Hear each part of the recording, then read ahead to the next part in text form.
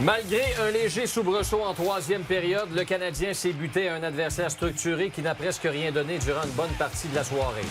À son premier départ au Centre Bell, Jacob Fowler a gaffé, mais il n'est pas l'unique responsable de cette défaite qui s'ajoute aux insuccès de l'équipe à domicile. C'est le forum du 5 à 7 avec Normand et Bruno. Alors, on va revenir donc sur ce match. Certains vont dire que c'était pas un Picasso parce que c'était pas un très grand match de la part du Canadien de Montréal. Messieurs, bonsoir. Bonsoir. Alors, Bruno. Normand, je vais commencer avec toi. Tout avait bien commencé pourtant parce que le tricolore avait pris les devants 1-0. Autre but de Texier qui s'en vient de plus en plus indispensable, on dirait, à ce club-là. Mais finalement, rapidement, les Flyers ont répliqué. Oui, et là, je vais vous ramener à avant le match. Les Flyers de Philadelphie avaient 2 victoires dans les 7 dernières parties. Ouais. Dans les 3 derniers matchs, des défaites, prolongation ou tir de barrage. C'est une équipe qui n'avait pas beaucoup de confiance. Arrive à Montréal, et c'est vrai, première période plutôt moche, mais le Canadien marque le premier but. Et les gars, on est rentré 4 en ligne, solide, un bon tir. C'est pas un but à peu près, là. C'est un vrai beau but, pas but. Il reste 1 minute à jouer. Je vais vous dire ce que j'aime pas de l'attitude du Canadien. Des fois, je les trouve trop passifs. Qu'est-ce qu'on fait? Qu'est-ce que fait un boxeur, Yannick? S'il est en troisième ronde, il donne un petit jab, puis l'adversaire, il plie un genou. Qu'est-ce que fait un boxeur dans ce temps-là? T'essayes de le finir. Qui essaie de le finir. Même si on est qu'au troisième ronde, là, il va rentrer dedans, il va essayer de le knocker pour gagner le match-là. Marc Denis et Pierre Houd nous ont dit, le jeu du match, c'était le but des Flyers en première période. On va le montrer. Okay. Moi, j'ai trouvé qu'on n'était pas agressif. On aurait dû envoyer notre meilleure ligne d'attaque. Là, on a envoyé le même trio qui était sur la glace, à part Evans qui est allé retourner au banc après la mise en jeu. Là, on voit plein d'erreurs défensives et ça commence par le capitaine. On va remontrer à nouveau le jeu, si vous pouvez le rouler encore, à partir de la zone offensive. Regardez bien le capitaine, c'est lui qui donne la rondelle à Travis Zainheim. Là, il change de couverture, il laisse Du bout du bâton, ouais. Il va pas prendre Couturier. On est 5 joueurs du Canadien, 3 joueurs des Flyers. On n'a pas touché à la rondelle depuis que Suzuki a fait le revirement en zone ennemie. Pourquoi ça arrive, ça? Parce qu'on est, encore une fois, on n'apprend pas de nos erreurs. J'aurais aimé voir le coach agressif. Moi, j'aurais mis sur la glace, tout de suite, sur la glace, la meilleure ligne d'attaque, Dobson et Hudson en arrière. On veut les puncher avant la fin de la période. Il reste 1 minute à jouer, les gars. Ben non, on jouait plus pour essayer de protéger, pour pas s'en faire marquer un en fin de première. Pourquoi qu'on bâtit une équipe avec des fusées quand on envoie des soldats à terre? Ouais. C'est pas le temps, là, c'était le temps de les écraser. Ouais. Ça, c'est ma philosophie. Il y en a qui peuvent être en désaccord. Bon, Bruno, qu'est-ce que tu penses de ça? Bien, moi, sur le scénario, c'est sûr que sur la sélection des joueurs qui étaient sur la patinoire, il y a toute une histoire qui mène jusqu'à là. Mais sur la situation de l'entrée de territoire, dans n'importe quelle notion, quand on voit l'entrée de territoire qui arrive là, tu sais, puis moi, j'adore la façon qu'Hudson va jouer défensivement. Il a un bon bâton, il a de la hargne dans ses batailles 1 contre 1, il est capable d'en gagner. Il va gagner des batailles 1 contre 1 contre des gars qui font le double de son poids. Mais sur cette situation-là, quand on voit l'entrée de territoire, c'est une situation de 3 contre 3, puis c'est l'entre-deux créé par Hudson qui met un peu tout le monde entre deux. Ce que je veux dire par là, c'est que quand tu reçois une attaque, si l'équipe adverse est capable de prendre le territoire, puis elle décide de ramener la rondelle en arrière, puis poursuivre vers le filet, bien, les défenseurs vont prendre les joueurs qui vont se rendre au filet souvent, puis tu vas laisser le repli défensif prendre le joueur qui est un peu plus haut, le troisième homme, comme on pourrait dire. Puis sur cette séquence-là, Suzuki, il traverse, il s'en vient. Fait que quand la rondelle elle monte en arrière, Hudson a juste à rester avec son joueur qui est Tippett, qui fait la belle passe de l'autre côté. Suzuki va prendre le joueur qui est à l'extérieur. La menace serait morte. Mais Hudson veut jouer entre les deux, fait qu'il freine un petit peu. On va le revoir ici. Regardez à partir de l'entrée de territoire où à ce moment-là... Mais Bruno, ça part quand même du revirement de Suzuki. Oui, mais t'es pas en problème. Présentement, t'es 4 contre 3, fait que t'es correct. C'est Hudson sur Couturier. Lui, Hudson a juste à rester avec Tippett. Laisse Suzuki traverser à Couturier. Puis après ça, ça permet à Carrier de rester de l'autre côté. Là, Hudson, vous allez voir ici, quand ça rentre, ici, Hudson reste avec Tippett. Non, lui, il freine, il prend Couturier. Suzuki était rendu là. Et Suzuki l'a empêché de rentrer à l'intérieur.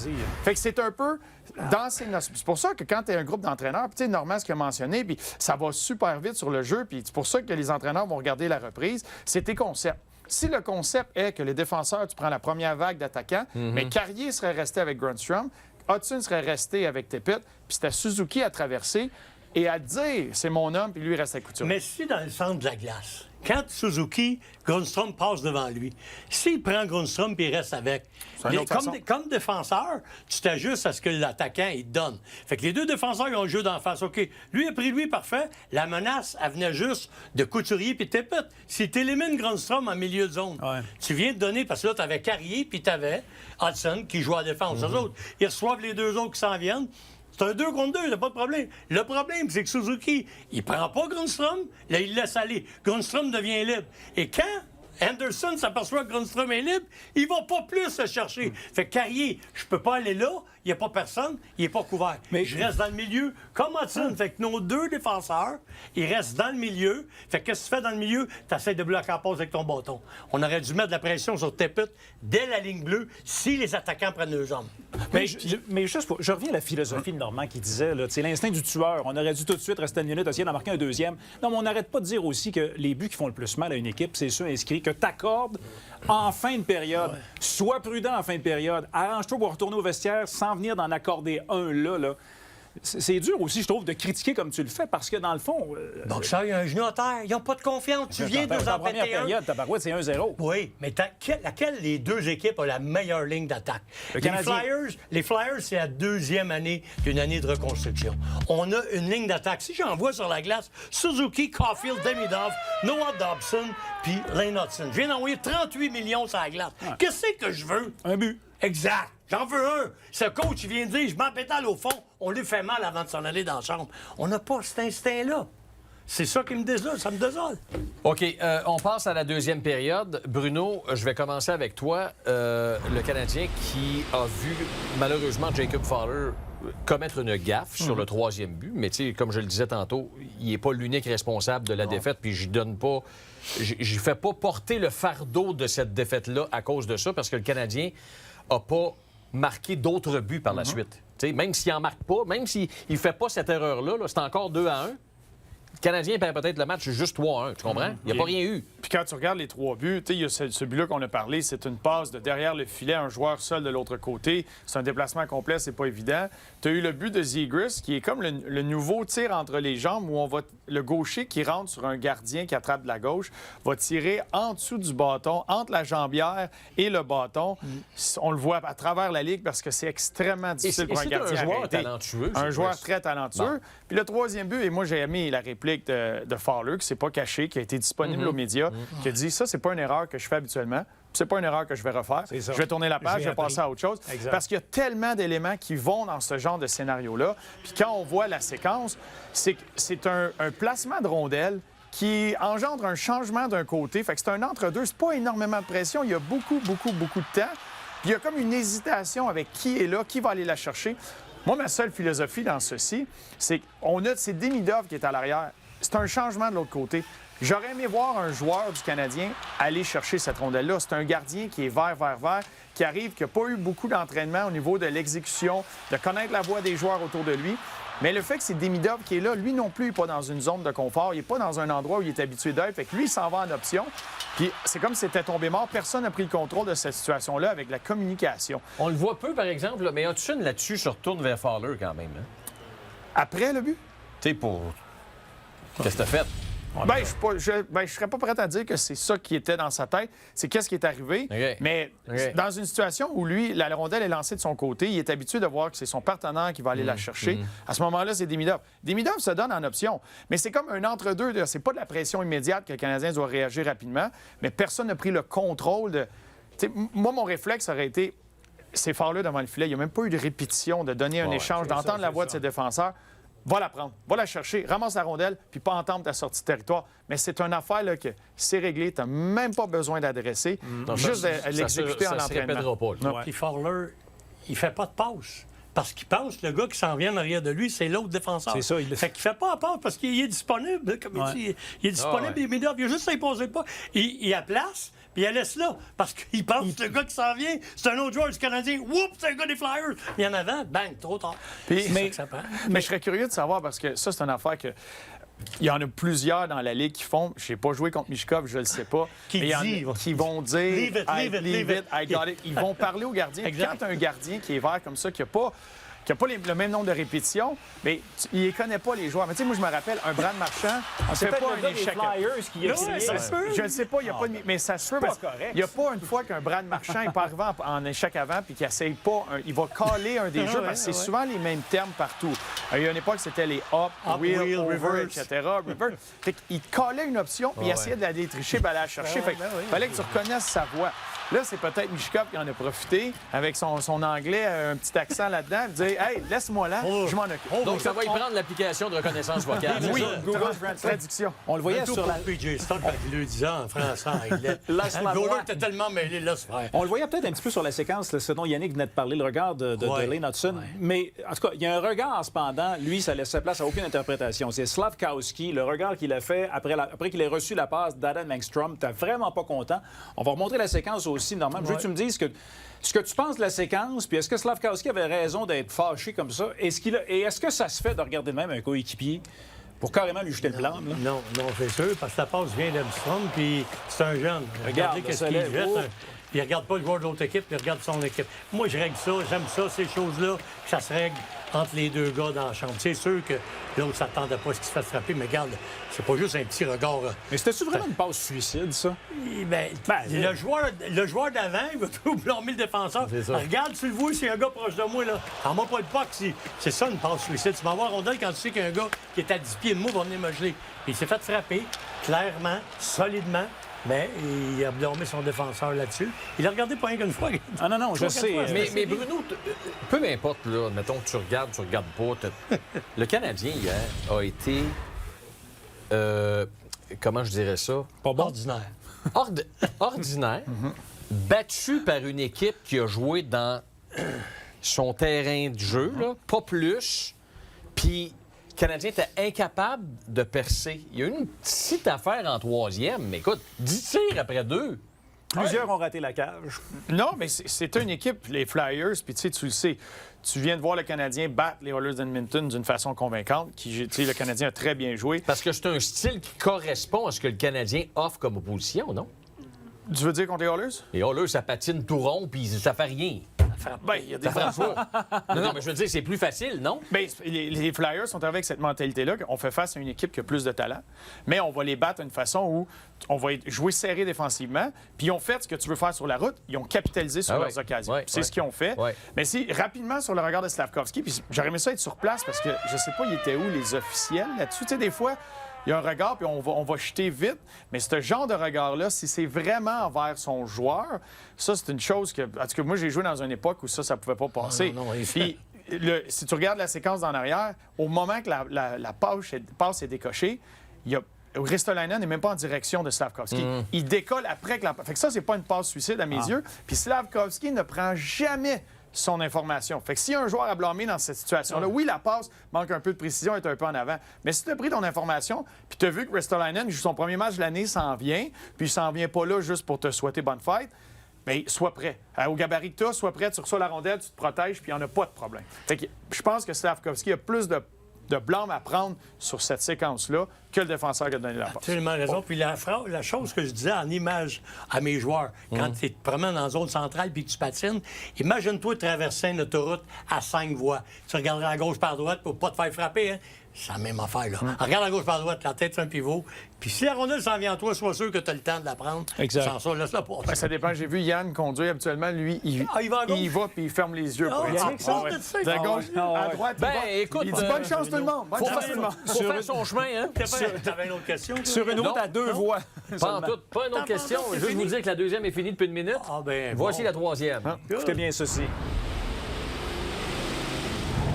Quand je coachais Columbus, on venait jouer contre le Canadien de Montréal, on n'était pas très heureux quand c'était Sam Montembeault dans le filet. Il était dur à battre, puis il a été vraiment très bon. On sait qu'il est très bon. Je pense qu'il faut juste qu'il y ait des répétitions. C'est un bout de temps qu'il n'a pas joué. C'est la bonne chose à faire. Maintenant, si on regarde juste les résultats, puis j'essaie pas de lui enlever de la pression, je sais qu'il va s'en mettre, mais juste les résultats, c'est pas ça le but de l'exercice. C'est qu'il retrouve ses paramètres de match.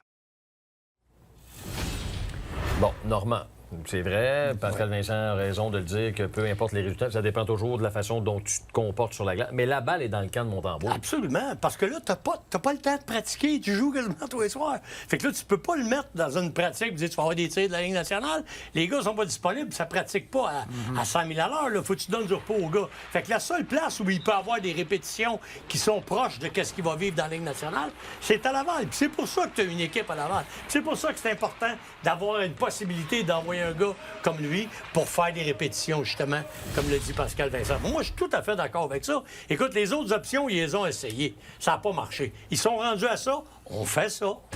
La prochaine, si on ne le veut plus, ça va être d'essayer de le mettre au marché des échanges, mais je ne penserais pas qu'on va changer le gardien de but qui est amené en série, là. Mais la songe à faire présentement, c'est exactement ce qu'ils font. Je suis d'accord avec ça. Bon, OK, Bruno, effectivement, évidemment, Montembeault a certainement accepté d'aller là. En fait, il n'a pas eu le choix, il a accepté parce que lui veut trouver ses repères, veut les retrouver ses repères. Mais le Canadien de Montréal doit tellement souhaiter aussi que son gardien de but, le mieux payé, trouve aussi ses repères. Bien, ça, c'est certain. Puis, tu as deux aspects à ça. Tu as l'aspect de Martin Saint-Louis qui est derrière le banc, qui, lui, à chaque match, veut gagner, va aller chercher les 2 points. Puis, tu as l'aspect du deuxième étage où tu essaies de bâtir quelque chose pour créer une fenêtre qui va durer sur plusieurs années d'une équipe qui aspire aux grands honneurs. Puis, c'est ça que le Canadien est en train de faire. Puis, ils sont pas rendus là encore. Mais ils ont fait de grands pas en avant. Puis, quand tu regardes le noyau de jeunes joueurs qui est là, qui est très solide, avec d'excellents contrats pour plusieurs années, mais ça va te permettre ça. Puis là, il faut que tu l'entoures comme il faut. Il faut que tu aies un gardien qui va faire le travail. Et dans ce questionnement-là, ou dans cette phase-là d'évaluation à l'interne de ce que tu as pour prendre les meilleures décisions et de bâtir autour, tu n'as pas le choix d'être capable de maximiser chacune de tes pièces. Puis les 3 gardiens que tu as là présentement sont 3 pièges.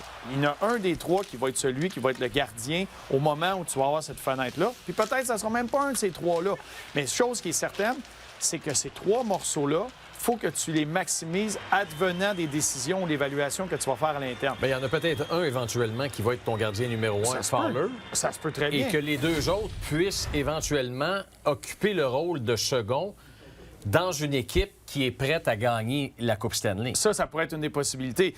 La seule affaire, c'est qu'un gars comme Montembeault qui a amené ton équipe en série l'année dernière, ou le départ de Dobèche, peu importe ça va être quoi ta décision, il faut qu'une de ces pièces-là t'amène un retour. Il faut que tu puisses l'utiliser, puis tu peux pas la perdre juste au balotage ou le laisser aller ou dans une situation comme ça. Fait que dans cet esprit-là, tu veux que Montembeault retrouve ses repères, revienne à Montréal, fasse le travail, continue reprenne où il l'avait laissé l'année dernière, puis que Fowler continue de se développer dans la Ligue américaine, puis que ton duo de gardiens ici te donne une chance de gagner à chaque soir. Ça, c'est le scénario pour l'organisation. OK. Normand, qu'est-ce que tu penses de Dobèche qui a dit... je pense que c'est après le match de dimanche, quand on l'a questionné sur Fowler, il va avoir un petit peu plus de pression parce que Fowler est maintenant en haut. Puis il a dit, de toute façon, c'est vous, les journalistes, qui mettez de la pression. D'abord, est-ce qu'il y a d'affaires à commencer à dire ce que les journalistes font comme travail? Puis, de ce que je connais de lui, il fait pas 30 ans qu'il est dans la Ligue, il fait pas 15 ans, là, il vient d'arriver. Il semble qu'il aurait pu se garder une petite gêne. Oui, et tu sais, c'est pour moi qui est en charge des gardiens de but, puis c'est pour moi qui est le coach canadien. C'est des choses que ces jeunes-là doivent apprendre à vivre avec, d'avoir le micro sous la bouche, puis faire attention à ce qu'ils disent. Mais c'est un peu coquille, je oui, trouve. mais moi, C'est pas mauvais pour un gardien de but. Moi, Dobèche, là, je ne le mets pas tout de suite, c'est un gardien de but numéro 2. C'est trop court, l'échantillon. On est en train de l'étiqueter comme lui, il ne sera jamais numéro 1. Il y a tout ce que ça prend pour être un bon numéro 1. Éventuellement. En plus d'être un coquet. En plus d'être un coquet. José Théodore, t'as pas un petit facile, ça, je l'ai eu, moi. T'as pas un petit facile. Je pense pas que Patrick est un petit facile non plus. Non. Je te dis pas qu'il y a la couenne de ces gars-là, mais moi, j'abandonne pas sur Dobèche tout de suite. J'aime qu'est-ce qu'on a préparé, là. On en a 3. Il y en a qui n'en ont même pas un. Maintenant, au sort de Buffalo, c'est qui le gardien de but numéro 1? Ça fait 12 gars qui essayent dans les 15 dernières années. Ça marche pas. Fait que nous autres, on en a 3. Là-dessus, il y en a un qui va pas bien. Puis il y a 2 gars qui vont être là pour la relève. Est-ce que ça va être Montembeault qui va perdre son poste? C'est le sien. C'est à lui de le perdre. Puis si jamais il perd, ça va être ou Dobèche ou Fowler. Mais là, il revient à normalement, Pittsburgh ouais, c'est dimanche. ça. Alors là, ils vont avoir encore 3 gardiens parce qu'ils l'ont dit. 2 matchs seulement contre Cleveland. On ramène Montembeault. Après ça, face à Pittsburgh. Là, tu as encore 3 gardiens. Est-ce que Fowler, tu dis, OK, là, c'est assez, on t'a assez évalué, tu t'en retournes dans la Ligue américaine? C'est possible. Tu sais, c'est ce qui a été annoncé. Je pense que c'est leur plan. Il n'y a aucun règlement qui force le Canadien à faire ça. Ils pourraient rester jusqu'aux 2 matchs. Est-ce qu'ils vont le ramener, garder un peu avec eux, puis retourner pour les 2 matchs à Place Belle contre Syracuse? On verra. Il n'y a pas de règlement là-dessus. C'est 14 jours que tu peux faire Donc, avec ça. on Montembeault verra. pourrait revenir après Noël avec le Rocket. Il pourrait, si c'est ce que le Canadien puis Montembeault veulent faire. Mais tu sais, présentement, tu as les 2 matchs avec Cleveland, puis tu verras bien rendu là, mais ça pourrait être une possibilité. Excellent. OK, merci beaucoup, messieurs. Vous êtes très bons. Merci, Bruno. Comme Merci, toujours. Normand. Ça va être plus cher, oui. Vu qu'on est très bons. Non, non, il y a déjà C'est le il y a- même cachet. Il y a déjà un taux C'est le même établi. cachet, là. C'est le même cachet à tous les deux. Vous êtes payés pour être bon. 2 excellents numéro 2.